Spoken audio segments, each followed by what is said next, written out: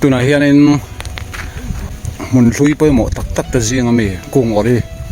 a nu lu na le far puk te kan tlo dona tin lam thuam thum peng ani boka tuna kan kalna tura hi hemi hmun a hianin hmun poimo tak tak kan pi pu te su nu poimo tak tak a awmani atuna chun hei a kong ten lo hoi top vek to eng chen ngen hoi top chu ka hret chia lo na hei anom hmel khop mai hemi kung a hianin heng ho te awmani lam thuam thum 10 meters kung ori nu lu na 20 meters far puk 1.84 kilometers sanita a kan hun poimo ngai te zinga mi tuna hianin kan patlo don ani far kon khodai lok ani far kon tangin lal tuk lo ani a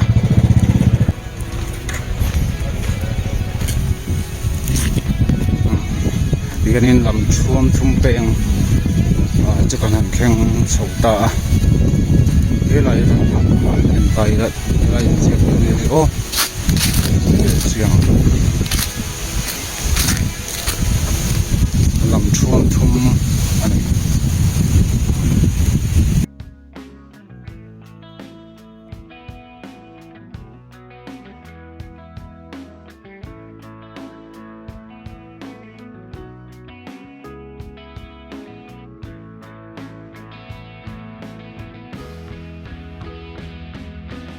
helama hina peng tha boka helama hianin peng tha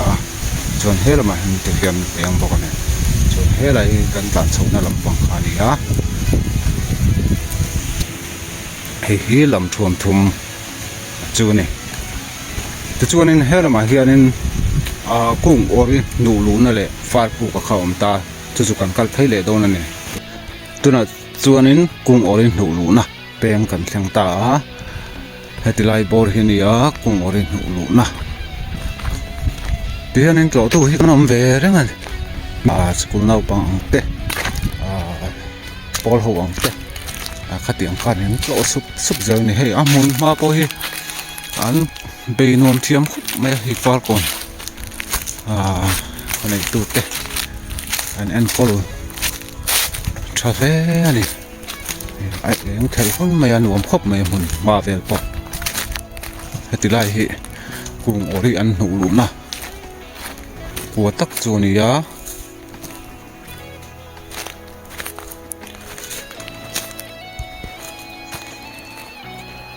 hei hian ni ta ni in dot ril deuh chinang o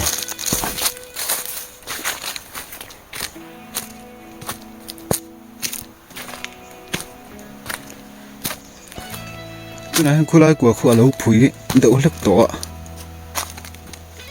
tun ma ka chuanin a kot hei a hianin a kwa kha lian thenin ka hria hei hian ni a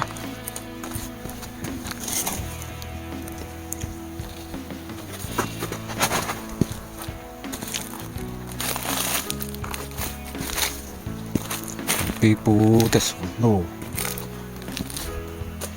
ning thang te zinga mi ani a kung ori nu lu na ani amun ma vel po hian nuam khop mai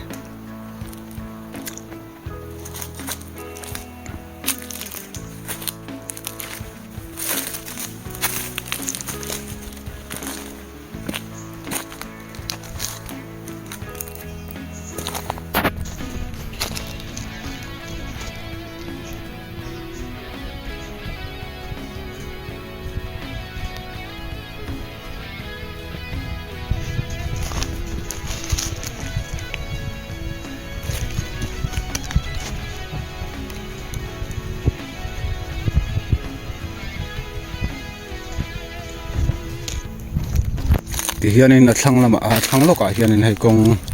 tha kal phei ta far kon atanga salo te ni a far kon atang ke em khat tling mo chu tiang vel bor chaw hla chu ni ti hianin far pu a peng chu kan thleng phei ta heti hianin leile tang rang deuh lo oma chuan heti lam ding lama hianin far pu peng chu ni a hei far vel potam khop maya far tam hle ni ta hianin kan peng phei zelanga ti hianin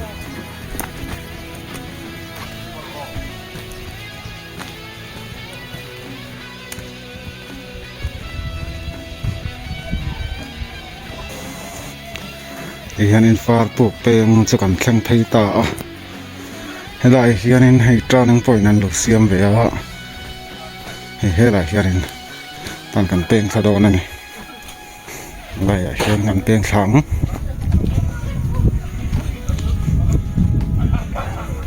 kal hianom verang ani ti hian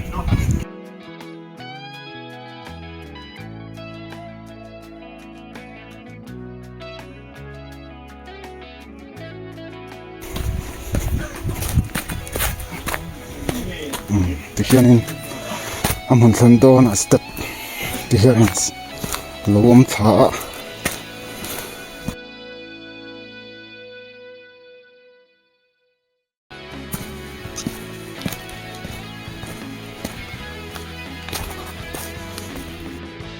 anom hel phian hi a rin ai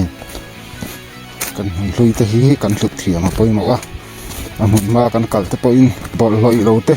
pai mai loi la avong thiang hin tua tang ze li la anom hel phian hi amun vel po khamang reng de ma ti hianin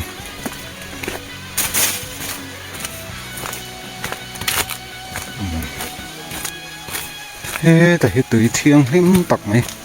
a kho tha der mai a van nuam don ve he nuam ra u tu khai he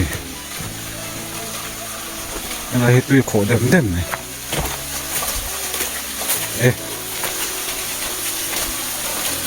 a tui poi in tlak no na tui mo tan hai a hi tui viam so lại xong thì son khám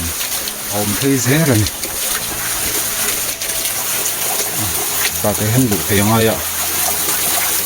không thể hết khám liên kỳ rằng đôi thứ ông gì này ta hiện vẫn cây đô này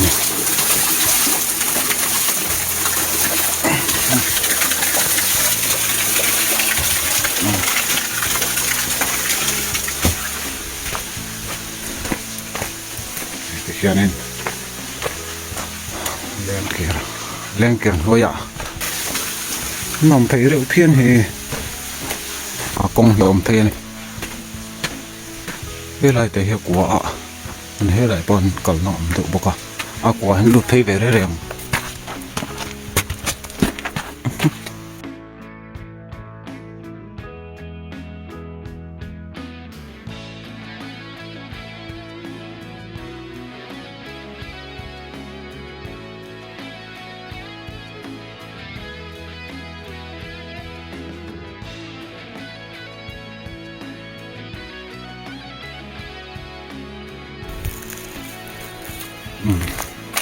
thế lại hiện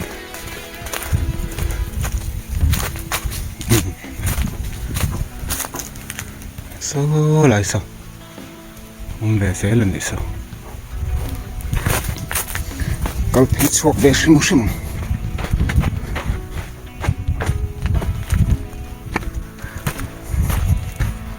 nuông về được thiên mấy à này lại từ ông sẽ là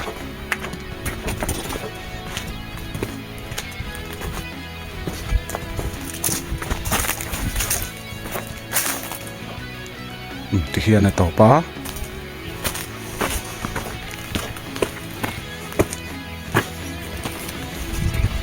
để thấy để đi là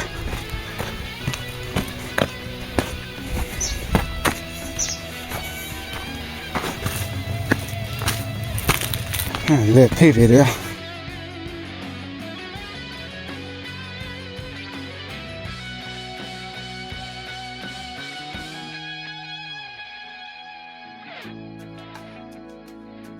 lỗ tu hin ông về mà thì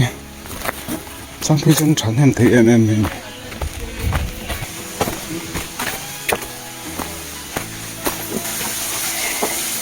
này thế nào cắn cẩn thấy nè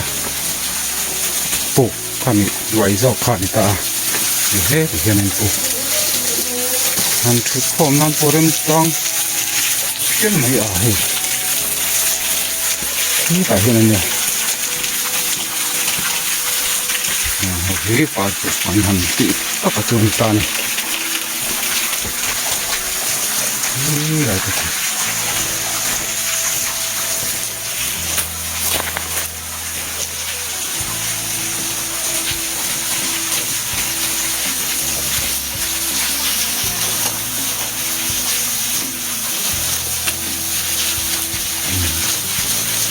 cái thứ này ở trong dọc cũng hơi cái căn cầu thấy nó làm khai là thì cho nên cần lết thế kìa rồi này thằng đầu bèo ở má rồi cần bèo sang hay anh ấy phục thì lỗ này cho nên cho nó có những cái tắm tắc hay làm cái lần tôi mà ăn không rác thằng nó sao mày ăn nuông mấy phục để bỏ tổ nuông về này thì hiện nay tụi khổ tôi rằng này khổ là tha đi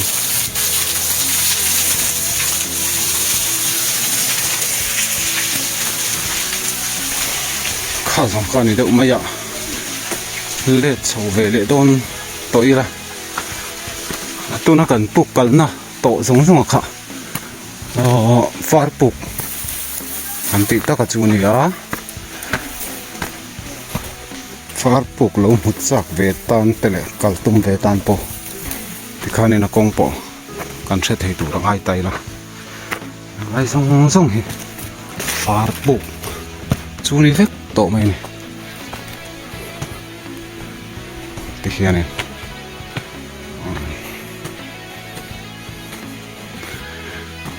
nên cần về lắm mày này mà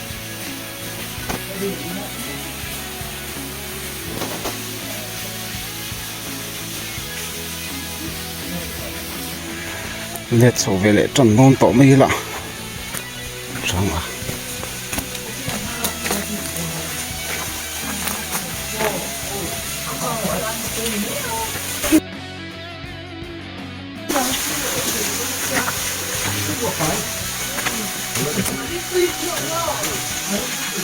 phục để nó vây phía này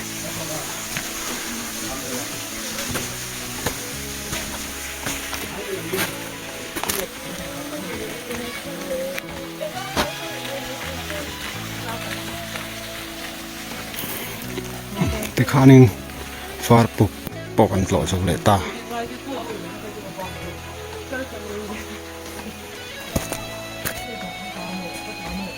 không cần lụt là tôi là cho nên sầu rong cắn hô về lại thùng đồ này này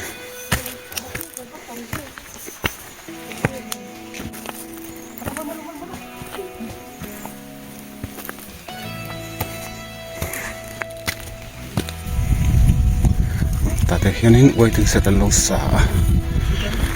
hắn sầu chia khả năng sầu khá đậm nan phụ vây phía này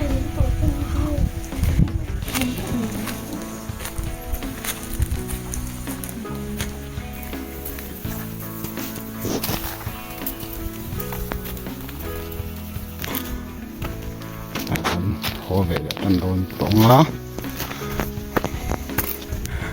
ông na về bồi aram hirai nuông khóc mày hè thì hiện nay ta hiện turning point anh xem mà